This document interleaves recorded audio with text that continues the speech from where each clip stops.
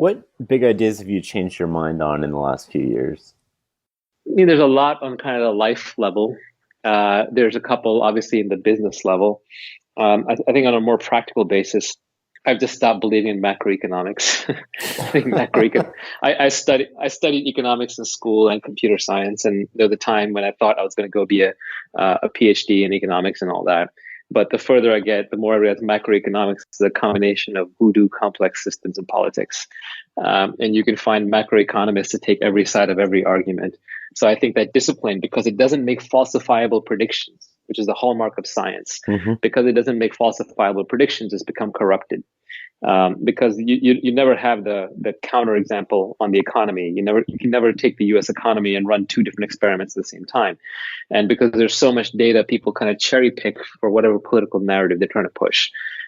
So to the extent that people spend all their time watching the macroeconomy or the Fed forecasts or which way the stocks are going to go the next year, it's going to be a good year or a bad year. That's all junk. It's no better than astrology. In fact, it's probably even worse because it's less entertaining. It's just more stress inducing. So I just think of macroeconomics not as junk science, with all apologies to macroeconomists. That said, microeconomics and game theory are fundamental. I don't think you can be successful in business or even navigating through most of our modern capitalist society without an extremely good understanding of supply and demand and labor versus capital and game theory and tit for tat and those kinds of things. So that macroeconomics is a religion that I gave up. But there are many others. I mean, I've changed my mind on death, on the nature of life, on the purpose of life, on marriage. I was originally not someone who wanted to be married and have kids. So there have been a lot of fundamental changes. But the most practical one is I gave up macro and I embraced micro. And I would say that's just not true in macroeconomics. That's true in everything. I don't believe in macro environmentalism. I believe in micro environmentalism. I don't believe in macro charity. I believe in micro charity. I don't believe in macro improving the world. Like there's a lot of people out there who get really fired up about, I'm going to change the world. I'm going to change this person. I'm going to change the way people think. I think about micro. It's like change yourself, then maybe change your family and your neighbor before you get into abstract concepts about, I'm going to change the world. I was curious how much you think about macro events when you're investing, or if it's really focused company specific and that's something that's sort of like really at the end where that comes up in your process.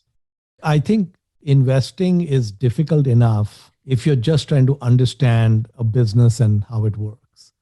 I think when you start overlaying and trying to make assumptions, okay, here's what I think will happen to interest rates or unemployment or recession in this year or that year, all of those things most people are wrong about. Everything I thought that would happen with COVID in March 2020 turned out to be wrong.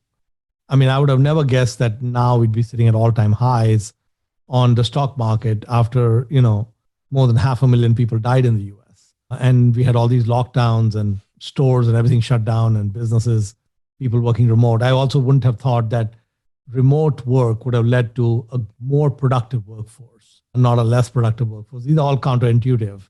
And so I think that the best thing to do is not to give too much weight and not to think too much about the macro, because it's a lot harder and it may not have an effect in the end.